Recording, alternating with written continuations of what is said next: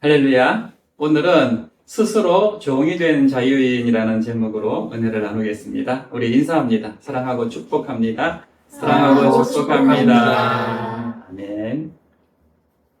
사람이 세상에 살면서 힘이 있는 사람들, 권세가 있는 사람들 앞에 서게 되면은 괜히 주눅이 들고 또 행동도 비굴해질 가능성이 많습니다.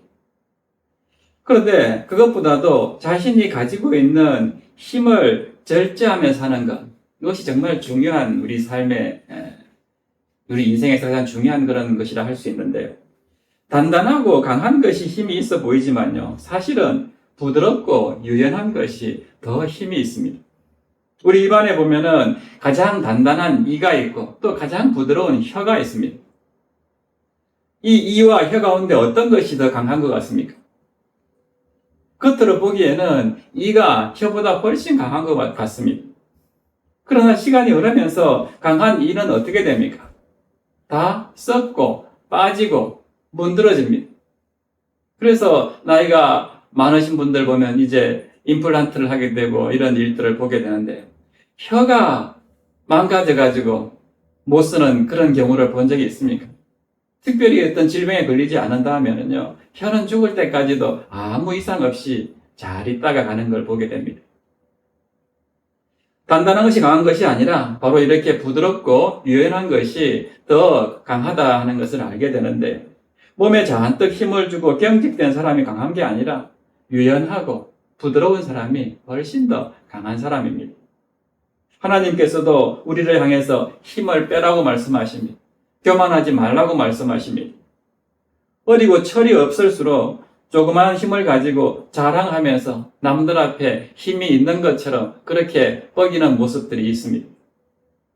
그러나 철이 들고 인생의 연륜이 쌓이게 되면은 그런 것들이 다 부질이 없다는 것을 알고 힘을 빼고 겸손하게 살아갑니다. 자동차를 운전할 때도 보면요, 처음 초보 때는 그렇게 힘들게 운전을 하지만은 한 3, 4년 정도 어느 정도 좀 습관이 되었다 하면은 쉽게 과속을 합니다. 남들 앞에 자랑이라도 하는 것처럼 쉽게 과속을 하면서 운전을 합니다. 그런데 그것도 잠시고 이제 한 10년, 20년 정도 이렇게 운전을 하다 보면요, 과속이 얼마나 위험한지를 알기 때문에 그때부터는 안전운전을 많이 합니다. 방어운전을 하게 됩니다. 그렇게 부드럽게 운전을 하게 되는 것입니다. 오늘 본문에 나오는 사도 바울의 모습을 통해서 우리가 정말 강한 사람이 어떤 사람인가 하는 것을 알게 되는데요. 오늘 말씀은 오늘 아침에 우리가 보았던 고린도전서 8장 13절의 정신이 그대로 이어지고 있는 말씀이라는 것을 알 수가 있습니다. 8장 13절 말씀을 다시 보겠습니다. 그러므로 만일 음식이 내 형제를 실족하게 한다면 나는 영원히 고기를 먹지 아니하여 내 형제를 실족하지 않게 하리라. 아멘. 당시 고린도 교회 안에는 이방 우상에게 제사를 드리기 위해서 제물로 바쳤던 그 고기를 먹어야 하는지 또 먹지 말아야 하는지 이 문제로 서로 다투고 갈등하는 일이 벌어졌습니다. 믿음 안에서 자유를 누리는 사람들은 그 고기를 먹어도 아무 문제가 없다 생각하고 먹을 수 있었습니다. 그러나 믿음이 약해서 이 진정한 자유를 얻지 못한 사람은 그런 고기는 먹을 수 없다라고 생각했습니다. 우상에게 바쳐진 것은 우리 믿는 사람들은 먹을 수 없다라고 생각을 했습니다. 그런데 이 믿음이 약한 사람들 앞에서 나는 하나님 안에서 어떤 음식이든 다 먹을 수 있다라고 생각하면서 먹게 되면은 오히려 믿음이 없는 사람이 실족하게 된다 하는 것입니다. 아직까지 믿음이 강하지 못하기 때문에 하나님 안에서 어떤 음식이라도 먹을 수 있는 그런 자유가 우리에게 있는 건 사실이지만, 그러나 아직 이 사람은 믿음이 너무 연약해가지고 우상에게 바쳐진 그 더러운 고기는 먹을 수 없는 그런 마인드를 가지고 있기 때문에 이 사람 앞에서 내가 믿음이 있다고 쉽게 그런 고기를 먹게 되면은 약한 사람이 실족하게 되고 넘어질 수 있다 하는 것이죠. 그래서 바울이 어떻게 했습니까? 그 형제가 나의 그런 모습을 보고 실족하게 된다면은 나는 영원토록 고기를 먹지 않을 것이다 라고 이야기를 합니다. 내가 누릴 수 있는 자유가 있고 권리가 있지만은 내가 누릴 그 자유와 권리로 인해서 다른 사람이 시험에 들고 넘어진다면은 나는 기꺼이 나의 권리와 자유를 내려놓겠다. 포기하겠다 하는 선언이었습니다. 오늘 말씀도 바로 이 말씀에서 계속 연결되는 말씀인데요. 바울은 예수님 안에서 누구보다도 누릴 수 있는 권리가 많았던 사람이었습니다. 1절 말씀 보세요. 내가 자유인이 아니냐? 사도가 아니냐? 예수 우리 주를 보지 못하였느냐? 주 안에서 행한 나의 일이 너희가 아니냐? 여기 보면 바울이 4가지 질문을 연속해서 던집니다. 내가 자유인이 아니냐? 내가 사도가 아니냐? 내가 예수 우리 주를 보지 못하였느냐? 주 안에서 행한 나의 일이 너희가 아니냐? 이 말은 반어법적으로 묻는 말씀입니다. 그러니까 강한 긍정을 이야기하는 그런 말씀입니다. 나는 자유인이다. 나는 분명히 사도다. 나는 분명히 우리 주 예수님을 보았다. 주님 안에서 행한 나의 일이 바로 너희들이다 하는 것을 강조하는 그런 질문입니다. 자유인은 노예와 반대되는 당시 로마 시민권자를 이야기하는 말씀인데요. 그러나 단순히 로마 시민권자로서 누리는 자유인을 말하는 게 아니라 바울은 로마 시민권자였지만은 여기서는 로마 시민권자를 의미하는 게 아니라 그리스도 안에서 내가 죄와 사망으로부터 자유함을 누린 그 말씀을 의미한 그런 자유인을 의미합니다.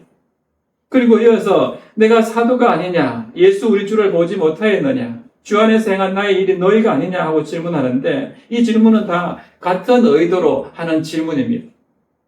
자기가 사도라는 것을 당시 고린도 교회 몇몇 사람들이 의심했습니다. 사도 바울은 사도가 아니다.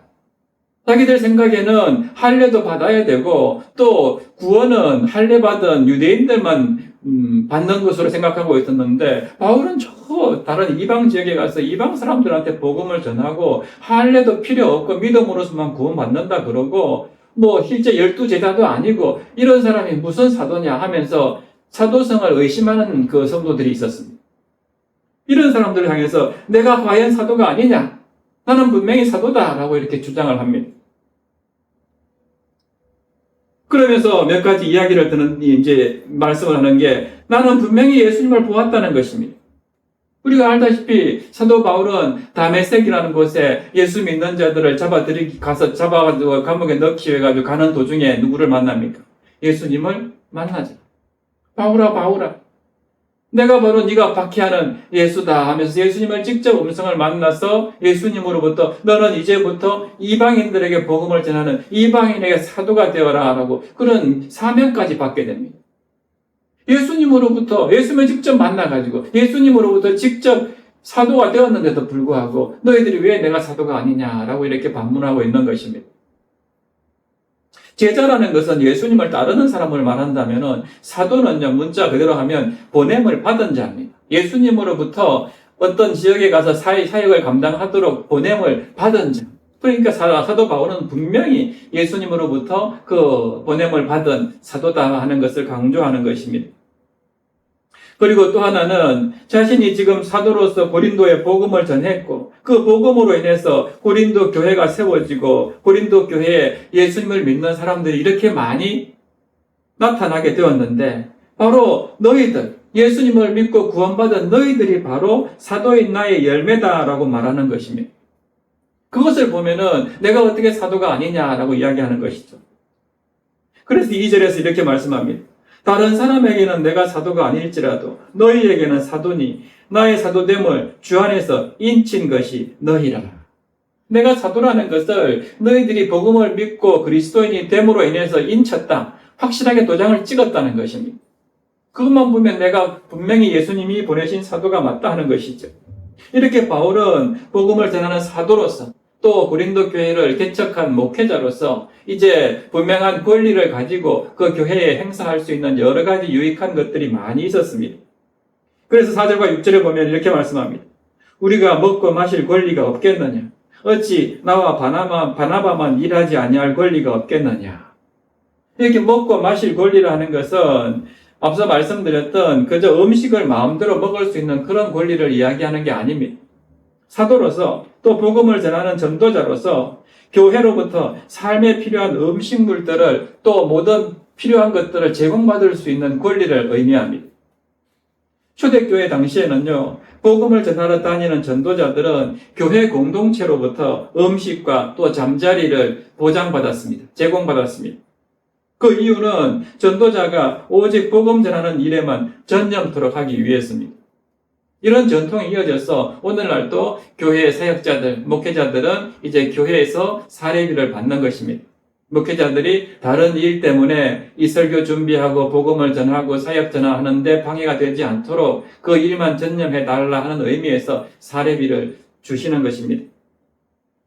그런데 사도 바울은 사도로서 또 복음 전도자로서 그렇게 교회로부터 생활비를 받을 권리가 있지만은 자기는 그렇게 하지 않고 손수 천막 만드는 일을 하면서 자기 쓸 돈을 벌면서 복음을 전했습니다. 이렇게 바울과 바나바는 복음 전도에만 전념해야 하는 그런 복음 전도자로서 마땅히 일하지 않고 교회로부터 모든 것들을 제공받을 수 있는 권리가 있었지만은 그 권리를 쓰지 않고 자기 손으로 수고하고 땀 흘려서 사역하고 있었다 하는 것입니다. 또 5절에 보면요, 자매된 아내를 데리고 다닐 권리가 없겠느냐 하고 질문합니다. 이것은 이제 자매된 아내와 함께 이제 사역하고 복음을 전하고 이런 권리를 말하는데요. 당시 베드로가 결혼을 해서 아내와 함께 복음을 전하면서 그렇게 다녔습니다. 당시 고린도 교회의 이 몇몇 까칠한 성도들이요, 바울이 베드로처럼 함께 결혼해서 사역을 감당하는 게 아니라 독신으로 사는 거에 대해서 이상하게 생각하고 어떻게 사도가 저렇게 독신으로 살면서 자기 마음대로 저렇게 할 수가 있는가 하면서 저런 사람은 사도로 인정하기 어렵다 이렇게 의심하는 사람들이 있었습니다. 여기에 대해서 바울이 뭐라 합니까? 나도 얼마든지 결혼해서 정말 자녀된 아내와 함께 복음을 전할 수 있지만은, 그러나 우리가 7장에서 보았지만요, 바울은 아무 염려 없이 오직 주의 일에 헌신하기 위해서 나는 결혼하지 않겠다라고 이야기했습니다. 무슨 말입니까? 결혼을 하게 되면은 특히 지금 바울이 사는 그 시대는 고난과 이 박해가 굉장히 심했습니다. 예수 믿는다 그러면은 막 붙잡혀 가가지고 고문도 당하고 정말 많은 어려움을 당하던 그런 시기였기 때문에 결혼을 하게 되면 어떻게 됩니까? 그 고난을 가족들도 받을 수 있습니다. 때문에 복음에만 전념하지 못하고 내 가족이, 내 자녀가 혹시나 어떻게 되지 않을까? 전부 숨어 사는데 자녀들 생계도 걱정이 되고, 이러니까 가족 걱정, 자녀 걱정 때문에 온전히 주의 일을 감당하는 그 복음 전도자로서의 사명을 감당할 수 없기 때문에 나는 오직 주의 일에 전념하기 위해서 결혼하지 않겠다라고 이렇게 이야기했던 것뿐입니다. 그러나 그 일에 방해가 되지 않는다면 누구든지 결혼해도 좋다라고 이야기했습니다. 이렇게 바울은 자기가 결혼하지 않은 이유가 단순히 다른 이유가 아니라 바로 주의 일에 전념하기 위해서 결혼하지 않았다라고 이야기합니다. 이런 질문을 쭉 해나가다가요, 12절에 가면은 이제 결론과 같은 질문을 던집니다. 다른 이들도 너희에게 이런 권리를 가졌거든 하물며 우리일까 보냐. 그러나 우리가 이 권리를 쓰지 아니하고 범사에 참는 것은 그리스도의 복음에 아무 장애가 없게 하려 함이로다. 아멘. 자신이 이제 사도로서 주장할 수 있는 권리가 많지만은 그런 권리를 전혀 주장하지 않고 내세우지 않았다는 것인데, 왜 그랬다고 합니까? 자신이 복음을 전하는데 아무런 방해도 받지 않기 위해서입니다. 당시 고린도 사회에는 지식을 팔아서 대가를 받는 철학자들이 많았습니다. 바울은 자신이 그들과 같은 부류로 오해받거나 또 복음이 돈벌이 수단으로 비치는 그런 일들을 원천적으로 차단하기 위해서 전혀 교회로부터 보수를 받지 않았던 것입니다. 여러분, 참된 자유라는 것은 내 권리를 주장하는 데 있지 않습니다. 복음의 순수성을 위해서 내 권리를 유보하는 그런 절제에 있다 하는 것을 바울이 몸소 증명해 보인 것입니다. 우리 주님께서도 이런 삶을 사셨습니다. 예수님도 공생애 내내 당신의 권리를 주장하지 않았습니다. 그랬기 때문에 우리의 구세주가 되신 거 아닙니까? 예수님은 하나님과 본체시고 하나님께서 받으셔야 될 그런 영광을 동일하게 다 받으셔야 하는 그런 성자 하나님이십니다. 그러나 예수님은 영광을 받으실 하늘 보좌를 버리시고 이 낮고 낮은 이 땅에 인간의 몸을 입고 오셨습니다. 만물에게 찬송받고 만물을 통치하시는 그런 만유의 주인 되시는 예수님께서 모든 권리를 다 내려놓고 피조물인 우리 인간의 몸을 입고 이 땅에 오셨는데 그 낮은 우리 인간들로부터 너무나 수치와 조롱과 냉대를 당하셨습니다. 심지어 인간이 만든 가장 참혹한 형벌인 그 십자가형을 받고 죽으셨습니다. 또 예수님은 수많은 오해를 받으셨습니다. 그런 오해에 대해서 단 한 번도 예수님은 변명하지도 않았습니다. 충분히 변명할 수 있는데도 변명할 권리를 사용하지 않고 포기하셨습니다.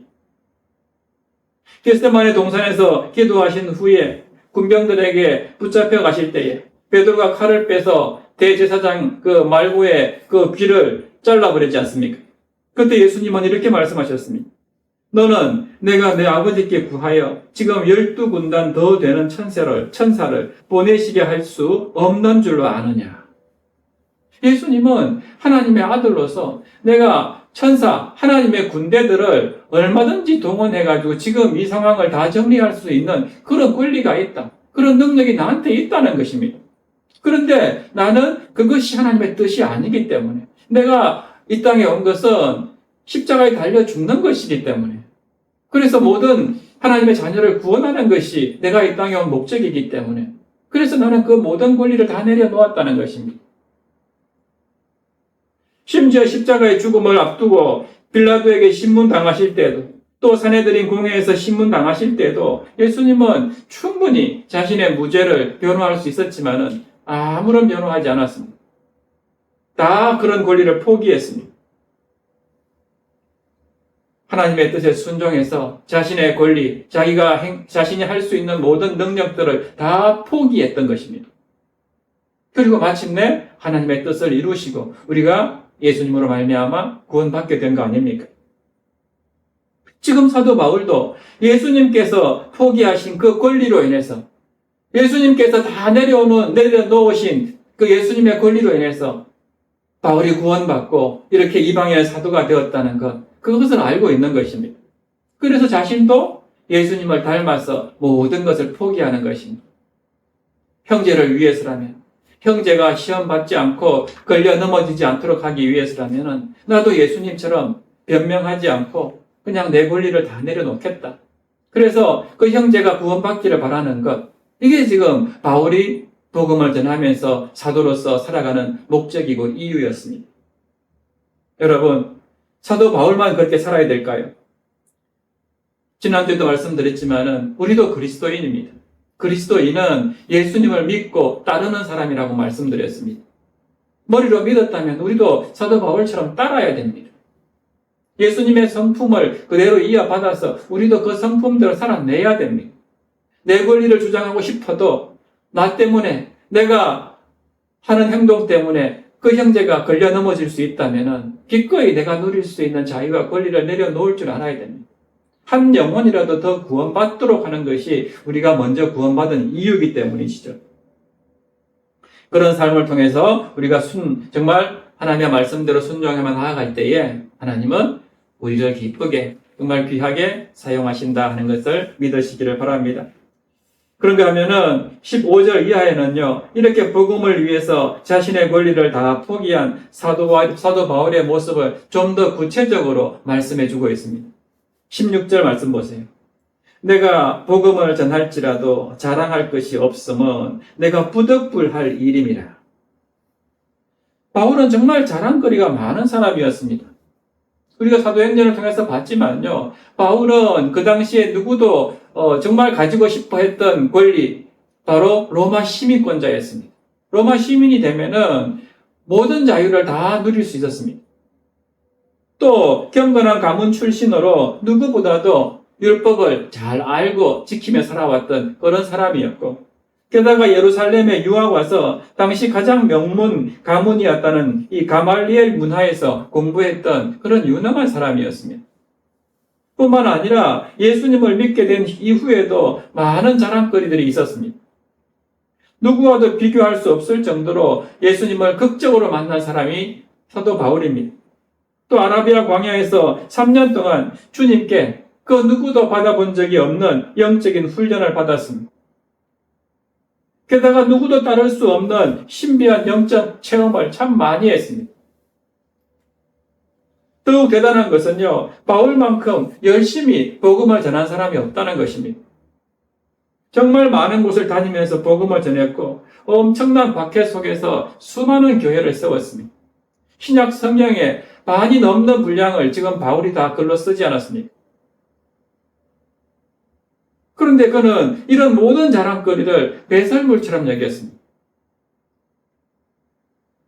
복음을 전하고 수많은 교회를 세웠지만은 이 수많은 대단한 자랑거리들을 전부 자랑할 게 없다고 그냥 다 내려놓았습니다. 그것을 오늘 말씀이 뭐라고 합니까? 부득불 내가 할 일이었다. 하나님이 나에게 가서 복음을 전하라고 나를 사도로 세웠고 내가 그 일을 하기 위해서 주님으로부터 부름받았기 때문에 그 아무리 내가 고생하고 그렇게 열심히 사역했다 하더라도 그것은 내 자랑거리가 아니다. 내가 당연히 해야 할 일이었다라고 고백합니다. 오늘 우리도 그래야 하지 않습니까? 우리는 너무나도 많은 권리를 주장합니다. 그리고 내 권리를 누가 빼앗아가면 안색이 변하기도 합니다. 내 자유를 누구로부터 방해받으면 그만 내 얼굴이 바뀝니다. 그러나 오늘 바울은 그러지 않았다는 것입니다. 아무리 자기 권리가, 자기 자유가 침해받더라도 나로 인해서, 내가 낮아짐으로 인해서 형제가 살고 높아진다면 나는 기꺼이 내 자유를 포기하겠다 라고 사도 바울은 이야기하고 있습니다. 그러므로 정말 내가 해야 될 봉사, 내가 해야 될 사역, 내가 해야 될 일들은 하나님께서 나에게 맡기신 부득불 내가 당연히 해야 될 일이다. 이런 마음을 가지고 감사하게 하시기를 바랍니다. 계속해서 19절에서는 또 이렇게 고백합니다. 내가 모든 사람에게서 자유로우나 스스로 모든 사람에게 종이 된 것은 더 많은 사람을 얻고자 합니다. 아멘. 그 다음에 20절 이하에도 보면요, 이 19절과 계속 같은 패턴으로 반복되는 문장이 나옵니다. 무엇을 얻고자 하여 무엇이 무엇과 같이 된다 하는 말씀이 계속 나옵니다. 20절 이하 말씀을 제가 읽어드릴게요. 유대인들에게 내가 유대인과 같이 된 것은 유대인들을 얻고자 하며 율법 아래에 있는 자들에게는 내가 율법 아래에 있지 아니하나 율법 아래에 있는 자 같이 된 것은 율법 아래에 있는 자들을 얻고자 하며 율법 없는 자에게는 내가 하나님께는 율법 없는 자가 아니요 도리어 그리스도의 율법 아래에 있는 자이나 율법 없는 자와 같이 된 것은 율법 없는 자들을 얻고자 함이라. 약한 자들에게 내가 약한 자와 같이 된 것은 약한 자들을 얻고자 하며 내가 여러 사람에게 여러 모습이 된 것은 아무쪼록 몇 사람이라도 구원하고자 함이니. 아멘. 여기 보세요. 바울은 자기도 율법 아래에 있는 사람이지만은 그러나 율법 없는 자들을 얻기 위해서 나는 마치 율법 없는 자처럼 그렇게 살았다는 것입니다. 나도 분명히 강한 사람이지만은 약한 사람처럼 된 것은 그 약한 사람들을 얻고자 하기 위해서 내가 일부러 나를 약한 것처럼 그렇게 살았다는 것입니다. 왜요? 목적이 무엇입니까? 사람을 얻기 위해서. 정말 하나님이 구원해야 될 그 사람을 얻기 위해서 바울은 그렇게 자신의 모든 것을 내려놓았다라고 구체적으로 이야기를 합니다. 여러분, 우리가 인생에서 성공한다는 것은 여러 가지 물질도 있고 명예도 있고 지위도 있고 그런 것들이 많을 것입니다. 그러나 그 중에서 제가 보기에는 바울처럼 가장 중요한 성공 요인은 사람을 얻는 것입니다. 성경적으로 말씀드리면 영혼을 구원하는 것입니다. 내가 전도해서 한 사람을 하나님의 자녀로 세우는 것만큼 성공적인 그런 삶이 어디에 있겠습니까? 이 땅에서는 내가 열심히 노력해서 돈 벌고 좋은 집 사고 해서 성공할 수 있을지 몰라도요. 하나님 나라에서는 그런 성공은 하나님께서 인정하지 않습니다. 하나님 나라에서 가장 가치 있는 성공은 하나님께서 나를 구원하셨듯이 나를 통해서 다른 사람이 하나님의 자녀가 되는 것, 다른 사람이 지옥으로 갈 사람이 천국으로 가게 되도록 내가 전도했다는 것, 그것보다도 더 큰 상급은 없습니다. 그래서 바울은 지금 그 일을 위해서 내가 죽을지라도, 내가 비천해지고 욕을 먹고 조롱받을지라도 내가 그 사람을 구원하는 것, 사람을 얻는 것, 그 일을 위해서 내가 이렇게 사도로서 헌신하고 있다 하는 것을 강조합니다. 오늘 우리가 그리스도인이 된 것도 마찬가지입니다. 사람을 얻는 것. 나의 모든 것을 통해서 사람을 세우는 것, 살리는 것, 그것이 가장 성공적인 우리의 목표가 되어야 된다 하는 것을 기억하시기를 바랍니다. 사도 바울은 정말 능력이 있는 사도였고 정말 많은 권세도 가지고 있었지만은 그러나 18절 말씀해 보시면 바울은 내게 있는 권리를 다 쓰지 않았다라고 말합니다. 그런 권리를 쓰지 않았다는 것입니다. 오히려 나는 없는 자처럼 무능한 자처럼 종처럼 그렇게 섬기고 살았다는 것입니다. 왜 그랬다고 합니까? 23절에 보면은 그 답을 이렇게 이야기합니다. 내가 복음을 위하여 모든 것을 행함은 복음에 참여하고자 합니다. 복음이 무엇입니까? 제가 신학교 다닐 때 교수님이 복음이 무엇입니까? 하고 한번 물었던 적이 있어요. 그 사람들이 당연한 질문인데 아무도 대답을 못합니다. 교수님이 물으니까 이것도 뭐 특별한 대답을 해야 되는가? 뭐 의도를 가지고 물으시는 거 아닌가? 해서 뭐 꿀먹은 멍어리처럼 가만히 있었습니다. 그랬더니 교수님이 그 단순한 걸 왜 대답을 못하십니까? 하면서 복음은 그냥 십자가입니다. 예수 그리스도십니다. 십자가와 부활이 복음입니다. 그걸 대답을 못하면 어떻게 합니까? 하는 바람에 전부 다 그냥 눈만 끔뻑끔뻑했던 적이 있었는데요. 그렇습니다. 복음에 참여하고자 함이라 하는 것은 예수 그리스도의 십자가와 또 예수 그리스도의 부활에 참여하는 그런 삶입니다. 바울은 지금 그걸 위해서 어떻게 했다는 거예요? 내가 종처럼 살았다라고 이야기합니다. 우리에게도 하나님께 받은 것들이 참 많습니다. 어떤 분들은 재산과 소유가 많고, 어떤 분들은 지위가 높기도 하고, 권세가 많기도 하고, 어떤 분들은 또, 뛰어난 학식이 있기도 하고, 또 어떤 분들은 예술적인 감각이 뛰어나고, 예술적인 능력이 탁월한 사람들도 있습니다. 그런 것들이 많이 가지면 가질수록 어떻습니까? 나를 드러내고 싶은 마음이 가끔씩 생깁니다.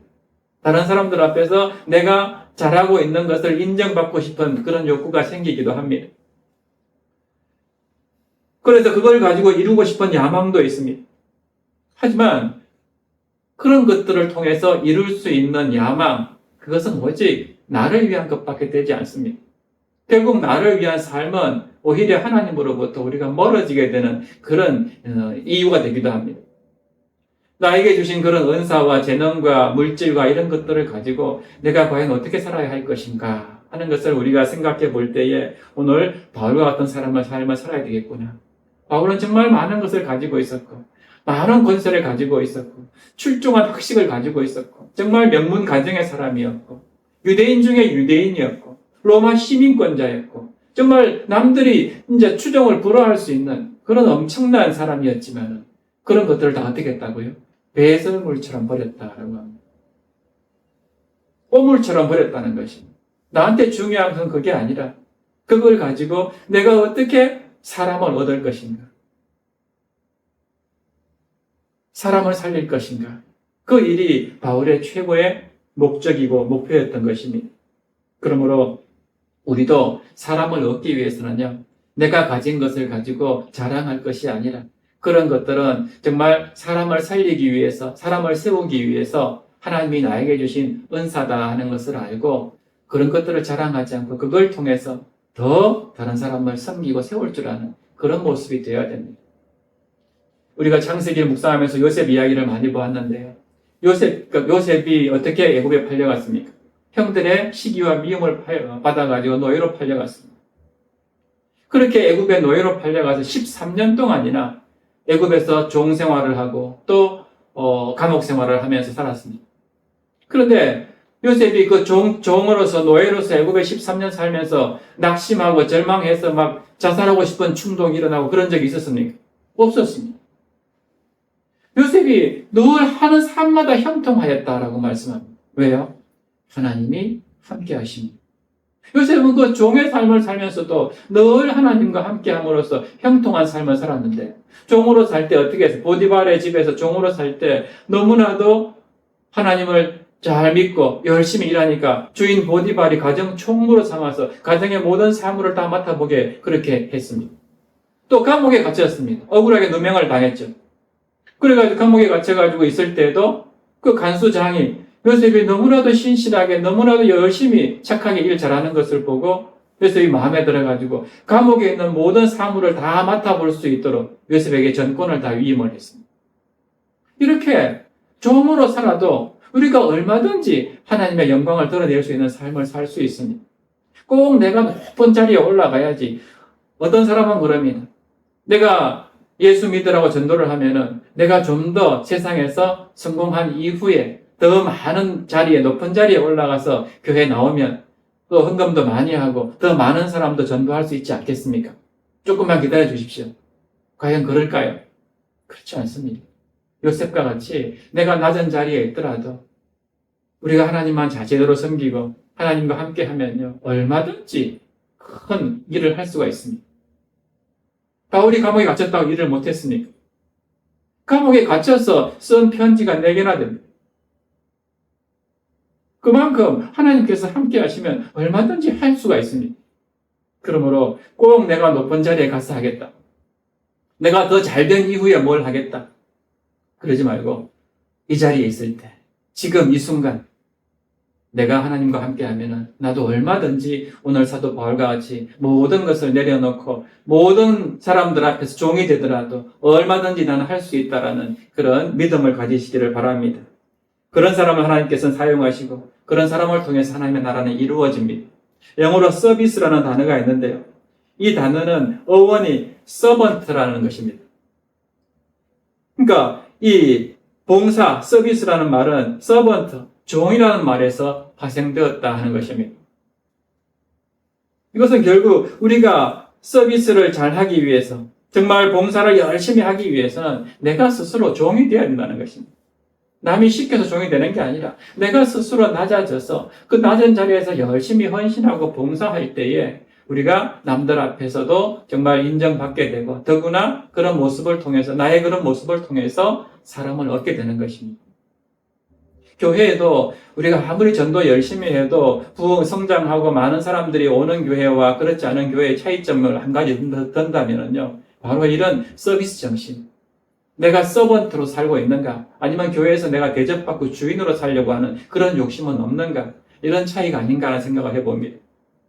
성도들이 처음 와서 받는 것이 정말 처음 온 신자를 주인처럼, 왕처럼 이렇게 잘 서비스해주고 섬기고 이렇게 인도해줄 때에 그런 교회는 정말 아름다운 관계를 유지하겠지만은 새 신자라고 아무것도 모른다고 그냥 내버려 두고 무시하고 아무도 안내해주지 않고 그냥 와서 그냥 아무도 모른 채 앉아있다 가고 한두 번은 괜찮겠지만 그게 쌓이면은 이제 그 교회에 대한 미련이 점점 없어집니다.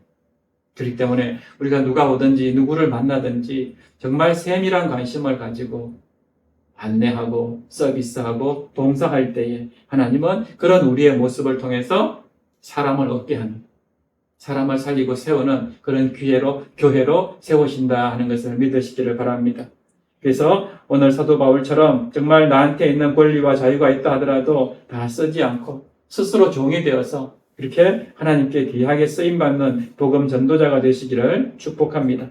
우리 19절 말씀 같이 읽고 우리 설교를 마칩니다. 19절 말씀 같이 읽겠습니다. 시작.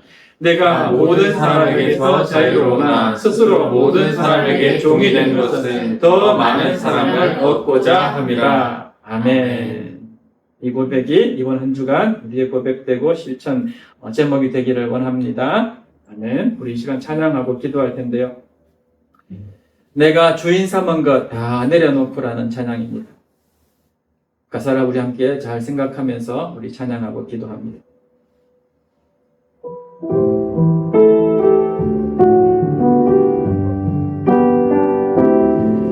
내가 주인 삼은 모든 것 내려놓고 내 주 대신 주 앞에 나가 내가 사랑했던 모든 것 내려놓고 주님만 사랑해 내가 주인 삼은 모든 것 내려놓고 내 주 되신 주 앞에 나가 내가 사랑했던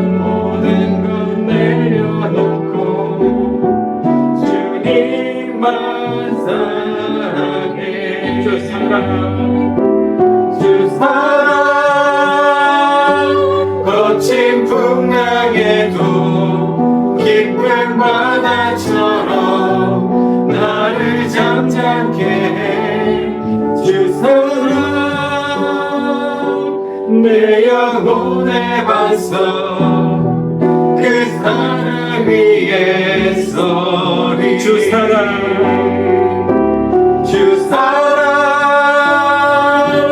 거친 풍랑에도 깊은 바다처럼 나를 잠잠케 해 주 사랑 내 영혼의 반석 그 사랑 위에 서리. 이 시간 우리 함께 기도했으면 좋겠습니다. 살아계신 하나님 아버지, 얼마든지 나도 권리를 주장할 수 있고 그 권리를 누릴 수 있지만 오늘 바울과 같이 사람을 얻기 위해서라면, 한 영혼을 구하기 위해서라면 그것들 다 내려놓고 기꺼이 나도 종이 되기를 원합니다. 아버지, 내가 살아가는 가정과 교회와 일터에서 내가 이런 모습으로 살아가기를 원합니다. 더 많은 사람을 살리고 세우는 주의 종이 되기를 원합니다. 우리 이런 마음 함께 주의 이름 부르시고 기도합니다. 주여, 살아계신 하나님 아버지, 그렇습니다. 내가 정말 많은 것을 누릴 수 있는 자유인이고 내가 얼마든지 할 수 있는 권리를 가지고 있지만 아버지 하나님, 내가 누릴 자유와 내가 행할 수 있는 권리로 말미암아서 한 사람이라도 시험에 들거나 한 사람이라도 걸려 넘어질 만한 일이 생긴다면 나는 그 모든 자유를 포기하겠습니다. 나는 그 모든 자유를 다 내려놓겠습니다. 어떤 경우에도 나는 변명도 하지 않고 아버지, 일체 나의 모든 것을 다 내려놓겠습니다. 아버지, 사도 바울의 이 고백이 오늘 우리의 고백이 되기를 원합니다. 아버지, 우리 역시 그리스도인으로서 주님을 믿고 따르는 자로서 마땅히 누려야 될 권리, 주님으로부터 받은 그런 많은 자유가 있지만 아버지 하나님, 한 사람이라도 그 자유로 말미암아 넘어지지 않도록 하나님, 내가 받은 권리와 자유를 내려놓고 정말 사람을 살리고 세우는 일이 아버지, 내 인생의 가장 중요한 목표, 내 가장 가치 있는 삶이 될 수 있기를 원합니다. 아버지, 우리 한 사람 한 사람을 아버지 이렇게 인도하여 주시옵소서. 우리 사랑교회가 정말 이런 성도들이 넘치게 하여 주시옵소서. 아버지 하나님, 우리 교회가 정말 사람을 살리고 세우는 일에 정말 아버지 진보를 이루는 그런 교회가 되게 하여 주시옵소서.